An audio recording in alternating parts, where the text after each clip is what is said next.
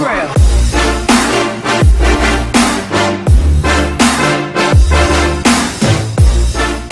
रक्षाबंधन का त्यौहार।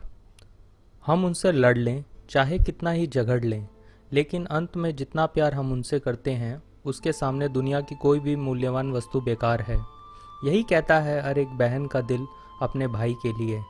बचपन से बड़े होने तक और बाद में बहन की शादी के बाद अलग हो जाने पर भी बहन भाई का प्यार कम नहीं होता। एक बहन का प्यार ऐसा है कि चाहे उसका भाई उसकी कोई बात ना माने, फिर भी वह आखिरी श्वास तक यही चाहेगी कि उसका भाई हमेशा खुश रहे। रक्षाबंधन का त्यौहार भाई बहन के अटूट प्यार की निशानी है, जिसे वर्षों से बनाया जा रहा है। भाई बहन के विश्वास को बनाए रखने वाला यह त्यौहार श्रावण मास की पूर्णिमा के दिन मनाया जाता है। लेकिन इसे क्यों मनाते हैं, इसके पीछे कई कहानियां प्रचलित हैं। रानी कर्णावती। बचपन से रक्षाबंधन से संबंधित हमने सबसे अधिक जो कहानी सुनी है वह रानी कर्णावती व सम्राट हुमायूं से संबंधित है। यह कहानी उस समय को दर्शाती है जब मध्यकालीन युग में राजपूत एवं मुस्लिमों के बीच संघर्ष चल रहा था। रानी कर्णावती चित्तौड़ के राजा की विधवा थी। राजा की अनुपस्थिति में रानी अपने राज्य की रक्षा कैसे करे उन्हें समझ नहीं आ रहा था। इसलिए उस दौरान गुजरात के सुल्तान बहादुर शाह से खुद को अपनी प्रजा को बचाने के लिए उन्होंने हुमायूं से मदद मांगी। उन्होंने हुमायूं को एक राखी भेजी और उनसे रक्षा के लिए निवेदन किया। रानी की यह राखी पाकर बादशाह ने उन्हें बहन का दर्जा दिया और उनके राज्य की सुरक्षा प्रदान करी। यह वह कहानी है जिसे भारतीय स्कूलों में रक्षाबंधन के समय काफ़ी ज़्यादा सुनाया जाता है।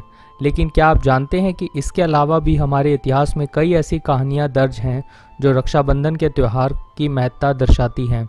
यह कहानियाँ पौराणिक काल से जुड़ी हैं। पौराणिक काल से जुड़ी कहानी भगवान विष्णु और राजा बलि। सबसे पहली कहानी भगवान विष्णु से संबंधित है, जिसके अनुसार राजा बलि ने जब 110 यज्ञ पूर्ण कर लिए तब देवताओं का डर बैठ गया। उन्हें यह भय सताने लगा कि यज्ञों की शक्ति से राजा बलि स्वर्ग लोक पर भी कब्जा कर लेंगे। इसलिए सभी देव भगवान विष्णु के पास स्वर्गलोक की रक्षा की फरियाद लेकर पहुंचे। जिसके बाद विष्णु जी ब्राह्मण वेश धारण कर राजा बलि के समक्ष प्रकट हुए और उनसे भिक्षा मांगी। भिक्षा में राजा ने उन्हें 3 पग भूमि देने का वादा किया। लेकिन तभी बलि के गुरु शुक्रदेव ने ब्राह्मण रूप धारण किए हुए विष्णु को पहचान लिया और बलि को इस बारे में सावधान कर दिया। किंतु राजा अपने वचन से न फिरे और 3 पग भूमि दान कर दी। इस दौरान विष्णु जी ने वामन रूप में एक पग में स्वर्ग में और दूसरे पग में पृथ्वी को नाप लिया। अब बारी थी तीसरे पग की, लेकिन उसे वह कहाँ रखें। वामन का तीसरा पग आगे बढ़ाते हुए देख राजा परेशान हो गए। वे समझ नहीं पा रहे थे कि अब क्या करें, और तभी उन्होंने आगे बढ़कर अपना सर वामन देव के चरणों में रखा और कहा कि तीसरा पग आप यहाँ रख दें। इस तरह से राजा ने स्वर्ग एवं पृथ्वी में रहने का अधिकार छीन लिया गया और वे रसातल लोक में रहने के लिए विवश हो गए।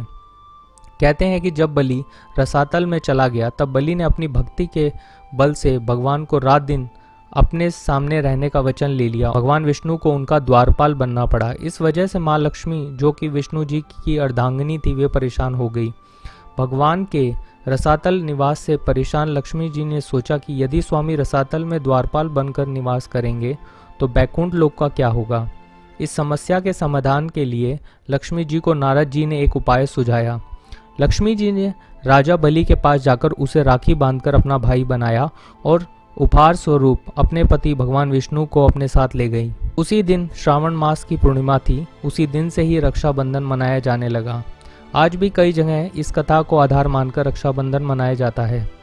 अगली कथा भविष्य पुराण की है, जिसके अनुसार प्राचीन काल में एक बार 12 वर्षों तक देवासुर संग्राम होता रहा, जिसमें देवताओं की हार हो रही थी। दुखी और पराजित इंद्र गुरु बृहस्पति के पास गए।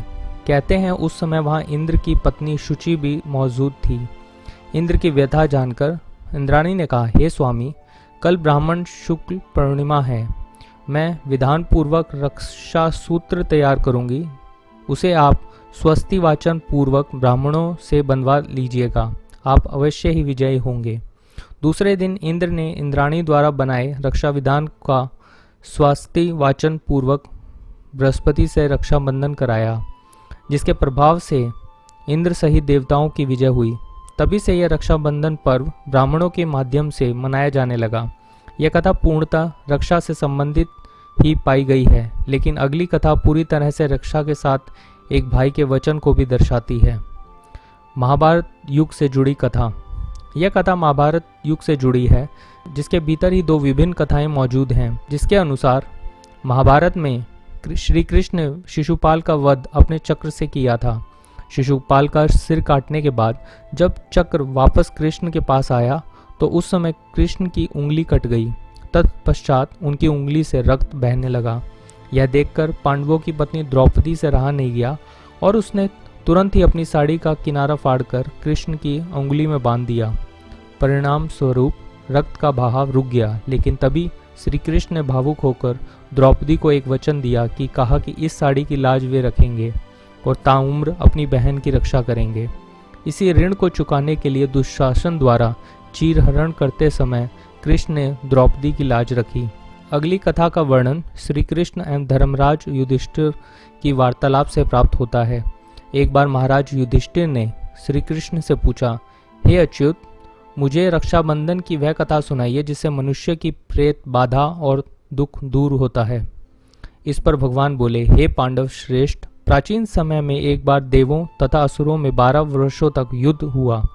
संग्राम में देवराज इंद्र की पराजय हुई, जिस कारणवश देवता कांति विहीन हो गए। इंद्र रणभूमि छोड़कर विजय की आशा को तिलांजलि देकर देवताओं सहित अमरावती चला गया, लेकिन पीछे से विजेता दैत्यराज ने तीनों लोगों को अपने वश में कर लिया और राजपद में घोषित कर दिया कि वे इंद्रदेव सभा में ना आएं और देवता एवं मनुष्य यज्ञ कर्म ना करें। सभी लोग मेरी पूजा करें, जिसको इसमें आपत्ति हो वह राज्य छोड़कर चला जाए। दैत्यराज की इस आज्ञा से यज्ञ, वेद पठन पाठन तथा उत्सव समाप्त कर दिए गए। धर्म का नाश होने से देवों का बल घटने लगा। अब सभी इस परेशानी का हल चाहते थे, इसलिए स्वयं इंद्र देवगुरु बृहस्पति के पास गए। वे बोले, हे गुरु, मैं शत्रुओं से घिरा हुआ प्राणांत संग्राम करना चाहता हूँ। इंद्र को परेशान देख पहले तो बृहस्पति ने सुझाया कि होनी बलवान होती है, जो होना है होकर रहेगा, इसलिए आपका क्रोध करना व्यर्थ है। परंतु इंद्र की हठ धर्मिता तथा उत्साह देखकर रक्षा विधान करने को कहा। श्रावण पूर्णिमा का प्रातःकाल ही रक्षा का विधान संपन्न किया गया। स्वयं गुरु ने उन्हें एक मंत्र प्रदान किया, येन वदो बली राजा दानवेंद्रो महाबलम तेन त्वाम वदनामी रक्षे माचलम माचलम। इस मंत्र उच्चारण से देवगुरु ने श्रावणी के दिन रक्षा विधान किया। सधर्मणि इंद्राणी के साथ व्रतत संहारक इंद्र ने बृहस्पति की उस वाणी को अक्षरश पालन किया और दानवों पर विजय प्राप्त की। कहते हैं आज भी इस मंत्र का उच्चारण करके कई लोग रक्षाबंधन का त्यौहार मनाते हैं।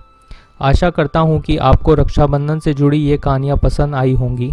आपको और आपके परिवार को रक्षाबंधन की हार्दिक शुभकामनाएं। आपका विकास motivationalgyan.com, an initiative by अध्ययन।